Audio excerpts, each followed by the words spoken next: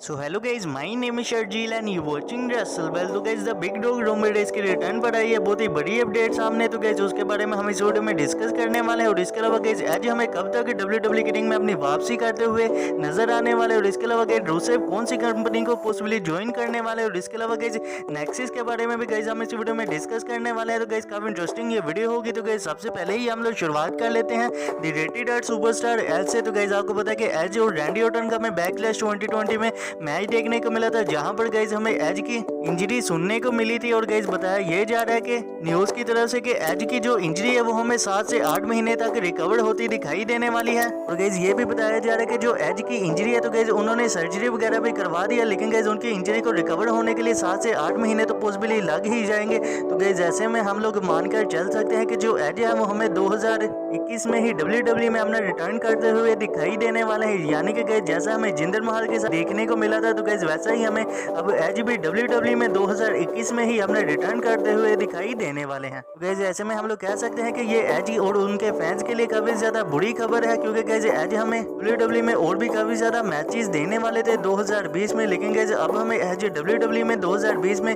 कोई भी match wrestle करते हुए शायद नजर नहीं आने वाले। तो गाइज इसी के साथ हम लोग बढ़ते हैं हमारी अगली स्टोरी की तरफ। तो गाइज ये जुड़ी है रूसेव से। तो गाइज काफी सारे ऐसे फैंस हैं जो कि गाइज रूसेव को इसे मैच रेसल करता हुआ दिखाई देने वाले। और गाइज रूसेव ने हाल ही में अपने इंटरव्यू में ये वाली चीज बयान की कि वो कौन सी कंपनी को ज्वाइन करने वाले। और गाइज रूसेव का वहां पर कहना ये था कि जो इम्पैक्ट रेसलिंग वाले वो बार बार ये टीजर दिखा रहे हैं कि रूसेव हो वो इम्पैक्ट रेसलिंग को ज्वाइन करने वाले। और गाइज रूसेव ने अभी वहां पर ये कहा है कि मैं ये वाली चीज को ना भी नहीं कह सकता, क्योंकि मुझे अभी इम्पैक्ट रेसलिंग ने कोई भी ऑफर नहीं की है। गाइज रूसेव का वहां पर ये भी कहना था कि चाहे वो इम्पैक्ट रेसलिंग हो, चाहे वो AEW, चाहे वो कोई भी प्रमोशन हो, अगर कोई भी कंपनी मेरे एक मैच के लिए मुझे मिलियंस डॉलर देगी तो मैं उस वाले कंपनी को जरूर ज्वाइन करना चाहूंगा। गाइज आपको पता है कि रूसेव हमें WWE के काफी बड़े रेसलर देखने को तो मिलते थे ही, लेकिन गाइज आपको ये भी पता है कि अभी पैंडेमिक वाली सिचुएशन और गाइज कोई भी कंपनी रूसेव को इतने ज्यादा पैसे तो अभी नहीं पे करने वाली। तो गाइज ऐसे में हम लोग कह सकते हैं कि रूसेव हमें अभी कोई भी कंपनी को ज्वाइन नहीं करते हुए दिखाई देने वाले। और गाइज आपको पता भी है कि जो WWE है वही अपने सुपरस्टार को इतने ज्यादा पैसे पे करती थी। तो गाइज ऐसे में हम लोग मानकर चल सकते हैं कि जो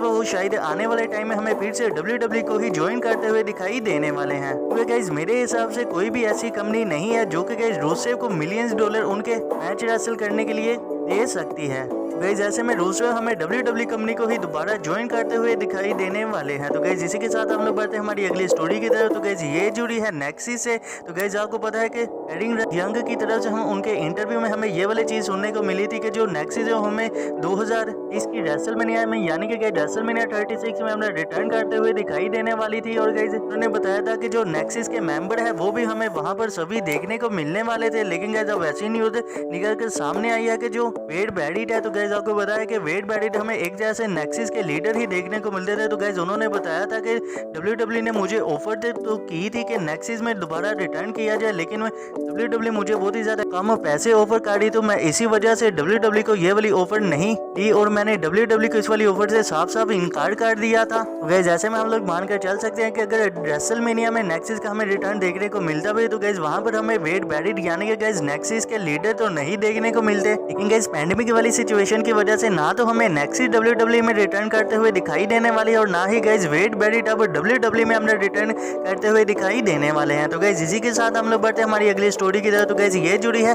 EC3 से। तो गाइज आपको पता था कि इम्पैक्ट रेसलिंग काफी ज्यादा ऐसे टीजर आ रही थी और गाइज उनमें हमें EC3 का भी नाम सुनने को मिला था, लेकिन गाइज EC3 ने कहा था कि मैं इम्पैक्ट रेसलिंग को ज्वाइन नहीं करने वाला। लेकिन गाइज अब हमें ऐसा देखने को मिला है कि यहाँ से लगता है कि जो EC3 है वो हमें 100% ही इम्पैक्ट रेसलिंग में अपना रिटर्न करते हुए दिखाई देने वाला। और गाइज हुआ क्या था कि जो इम्पैक्ट रेसलिंग का वर्ल्ड टाइटल था तो गाइज उसका मैच चल रहा था और गाइज वो वाला मैच खत्म हुआ तो गाइज वहां पर हमें एंड में EC3 का थीम सॉन्ग प्ले होता दिखाई दिया था, जहां पर गाइज हमें साफ पता लगता है कि जो EC3 है वो इम्पैक्ट रेसलिंग को ही ज्वाइन करने वाले हैं। लेकिन गाइज 90 दिन की वजह से वो किसी भी कंपनी में अभी नहीं जा सकते। तो गाइज आपको पता है कि जो इम्पैक्ट रेसलिंग है उनका आगे हमें एक पेपर व्यू देखने को मिलने वाला है। तो गाइज वहां पर हमें EC3 अपना इम्पैक्ट रेसलिंग में रिटर्न करते हुए दिखाई दे सकते हैं। तो गाइस इसी के साथ हम लोग बढ़ते हैं हमारी नेक्स्ट एंड फाइनल स्टोरी की तरफ। तो गाइस ये जुड़ी है the big dog Roman Reigns से। तो गाइस आपको पता है कि रोमन रेंज ने काफी बार हमें ऐसा बताया कि रोमन रेंज हमें WWE की रिंग में रिटर्न करते हुए नहीं दिखाई देने वाले जब तक ये जो सिचुएशन है वो कंट्रोल में ना आ जाए और WWE के जो फैंस है वो हमें WWE में रिटर्न करते हुए दिखाई दे रहे। तो गाइस आपको पता है कि WWE अब काफी सारे ऐसे हिट से बंदे हैं जो कि गाइस हमें WWE की ऑडियंस में देखने को मिले हैं। और गाइस आपको पता है कि इस वाले मंडे नाइट में भी हमें काफी सारे जो ऑडियंस है वो देखने को मिली थी। और गाइस आपको पता है कि WWE धीरे धीरे हमें जो ऑडियंस है उनका रिटर्न करते हुए दिखाई दे रही है। और गाइस आपको पता है कि रोमन रेंज ने ये भी कहा था कि जब WWE के लाइव इवेंट हमें देखने को मिलेंगे तो रोमन रेंज हमें WWE में फिर ही देखने को मिलेंगे, यानी कि गाइस ऑडियंस और लाइव इवेंट में ही रोमन रेंज हमें WWE में हमारा रिटर्न करते हुए दिखाई देने वाले हैं। तो गाइस मैं आपको बता दूं कि समर के बाद WWE के जितने भी लाइव इवेंट है तो गाइस WWE ने उन्हें तो कैंसिल नहीं किया।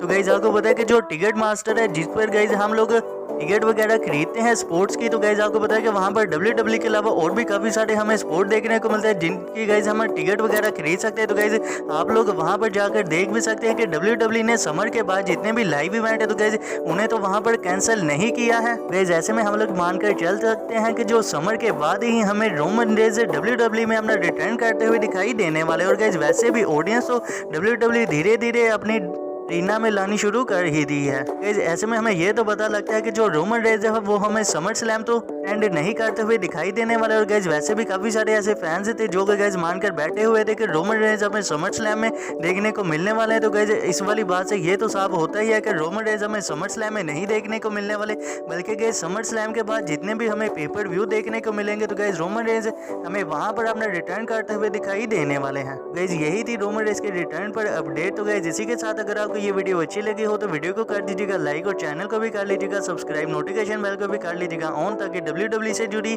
इसी तरह की इंटरेस्टिंग वीडियो आपको जानने को मिलती रहे। तो मिलते हैं फिर नई वीडियो।